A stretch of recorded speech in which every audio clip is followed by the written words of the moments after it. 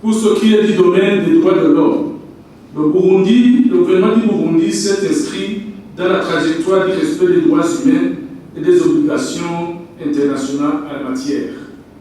À titre d'exemple, le Burundi se livre régulièrement à l'examen périodique universel, qui est un mécanisme universellement reconnu par tous les États et siège aujourd'hui, comme je l'ai dit, au Conseil des droits de l'homme à Genève.